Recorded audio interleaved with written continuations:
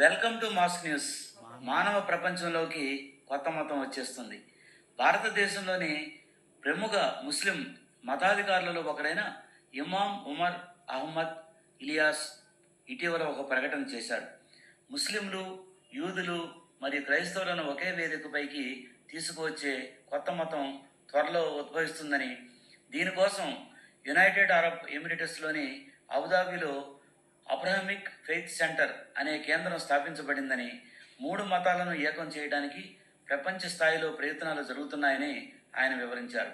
ఇస్లాం, యూదు మతం మరియు క్రైస్తవ మతం ప్రాథమికంగా ఒకే మతం మరియు వారందరికీ ఒకే పూర్వీకులు ఉన్నారు.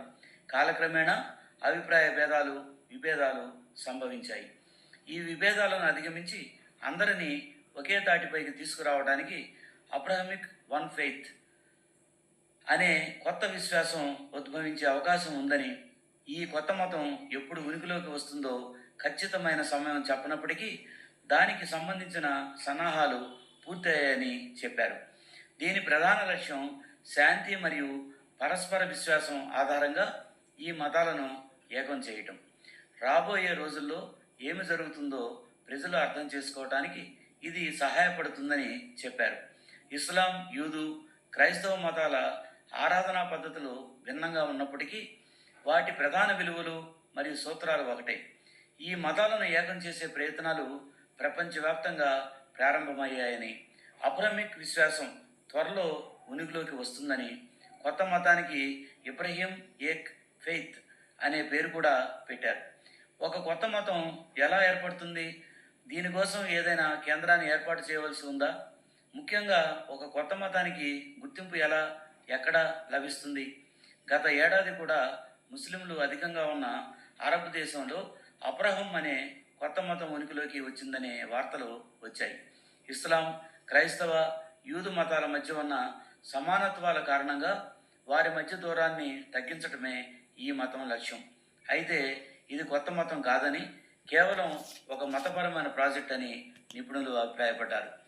వాస్తవానికి మనిషి పుట్టినప్పుడు ఏ మతం లేదు. నాగరికతలు అభివృద్ధి చెందుతున్న కొద్దీ ప్రజల మత విశ్వాసాలు ఏర్పడ్డాయి. ఈ క్రమంలోనే సనాతన, ఇస్లాం, క్రైస్తవం లేదా ప్రపంచంలోని ఇతర మతాలు వచ్చాయి. ఏదైనా మతం ఏర్పడటానికి దాని గుర్తింపు కోసం అత్యంత ముఖ్యమైన అంశం ఆధ్యాత్మికత. ఆధ్యాత్మికత ద్వారా ప్రజలను ఎలా ఏకం చేయగలరు, వారికి ఎలా పరోపకారం, మానవత్వం మార్గంలో నడవటానికి నేర్పించగలరు అనేది ముఖ్యం. కొత్త మతం ఎలా ఏర్పడుతుంది? చరిత్రను తిరగేస్తే ప్రపంచంలోని అన్ని మతాలు వేర్వేరు సమయాల్లో వేరువేరు వ్యక్తుల ద్వారా ప్రారంభించబడ్డాయి. అది సనాతన ధర్మం కావచ్చు, ఇస్లాం కావచ్చు, లేదా క్రైస్తవ మతం కావచ్చు.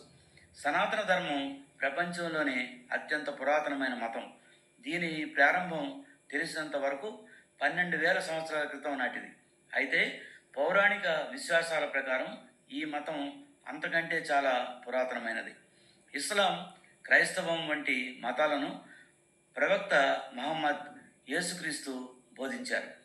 అదేవిధంగా గౌతమ బుద్ధుడు బౌద్ధ మతానికి, మహావీరుడు జైన మతానికి పునాదులు వేశారు. వీరందరూ తమ ఆలోచనలతో ప్రజలను ప్రేరేపించారు, వారిని ఏకం చేశారు. అదేవిధంగా ఏదైనా కొత్త మతం అభివృద్ధి చెందడానికి దాని విశ్వాసాలు, ఆలోచనలను చెప్పే వ్యక్తి ఉండాలి. ప్రజలు దానిని అనుసరించాలి. మతానికి గుర్తింపు ఎలా లభిస్తుంది? ఏదైనా మతానికి గుర్తింపు లభించడానికి ప్రజలు స్వీకరించే ఆలోచనలు చాలా ముఖ్యం. దీనికోసం ఏదో ఒక భాషలో సాహిత్యం ఉండాలి. ప్రజలు దానిని చదవాలి, దాని నుండి ప్రయోజనం పొందాలి. ఆ సాహిత్యంలో రాసిన విషయాలు సర్వత్రా ఆమోదయోగ్యంగా ఉండాలి. ప్రజలు దానిని గుర్తించాలి. ఒక ఆలోచన లేదా విశ్వాసాలను పెద్ద సంఖ్యలో ప్రజలు విశ్వసించటం ప్రారంభించినప్పుడు ఒక కొత్త మత సమాజం స్థాపించబడుతుంది. Thank you very much for watching Mask News. I request to kindly subscribe, like, comment and share. Thank you very much.